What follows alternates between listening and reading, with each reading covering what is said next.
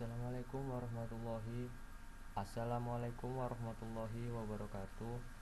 Di sini saya akan memaparkan kisi-kisi yang diberikan tugas dari pelajaran sistem basis data. Ada 7 soal. Yang pertama, sebutkan karakteristik basis data. Karakteristik basis data itu meliputi self-describing. Basis data tidak hanya berisi data saja, tetapi didefinisikan dari data, tetapi memiliki definisi yang berasal dari data itu sendiri. Data-data yang disimpan, strukturnya seperti file dan tipe dan format penyimpanan data. Yang kedua, isolation. Database management ditulis terpisah sehingga program dan data bisa berdiri sendiri tanpa perlu diprogram ulang lagi. Yang ketiga, ada multi-view, memungkinkan user dapat melihat data yang berbeda dalam satu waktu. Yang selanjutnya ada sharing, yaitu pemrosesan transaksi data yang dilakukan secara multi-user.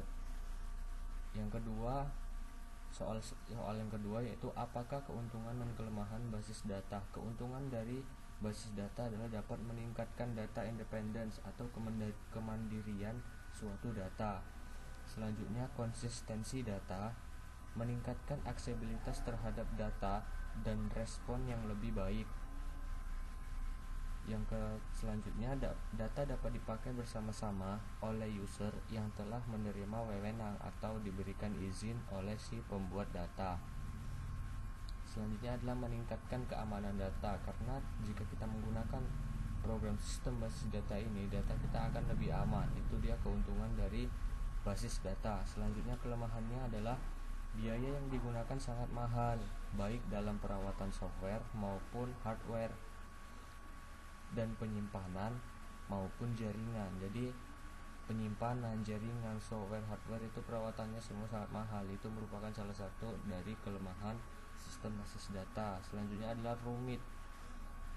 Dalam perancangan dan pengembangan data, sistem basis data memang masih dikenal sangat rumit, sehingga tidak jarang perusahaan-perusahaan besar mengalami kerugian karena kesalahan yang sangat tipis dari pembuatan sistem basis data ini.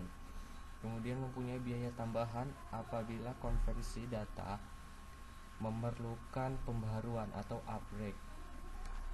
Yang ketiga yaitu apa yang dimaksud DBMS. DBMS di sini adalah database management, adalah suatu pengembangan sistem perorganisir dan pengelolaan data base secara komputer. Database management ini merupakan sistem perangkat lunak yang dipakai untuk membangun data yang berbasis komputerisasi. Database management juga merupakan perantara antara user dengan basis data untuk dapat berinteraksi. Yang soal keempat yaitu 3 level abstrak basis data. Yang pertama itu level fisik, adalah level abstrak data yang paling rendah, karena pada level ini menjelaskan secara detail tentang bagaimana data itu disimpan dan kondisinya secara fisik. Kemudian ada level konseptual atau conceptually level. Level ini menjelaskan gambaran tentang data, apa yang sebenarnya perlu disimpan dalam database, serta hubungan atau relasi yang ada di antara setiap data. Kemudian level yang ketiga yaitu level pandangan atau view level. Pada level ini disebut level eksternal, yang merupakan pandangan dari para pengguna database yang akan berbeda dari setiap penggunanya. Yang kelima yaitu komponen dari jenjang data. Dalam jenjang data, pelajarannya itu terdapat beberapa komponen-komponen yang sangat penting dalam pembelajaran hal tersebut. Yang pertama itu ada karakter. Karakter ini merupakan bagian terkecil dari jenjang data. Karakter ini biasanya berupa numerik, huruf, ataupun karakter-karakter khusus. Yang selanjutnya ada field.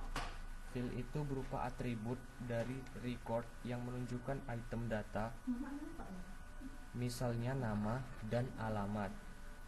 Kemudian ada record. Nah, record itu adalah kumpulan dari field. Record menggambarkan suatu unit data induk yang tertentu. Kemudian ada file.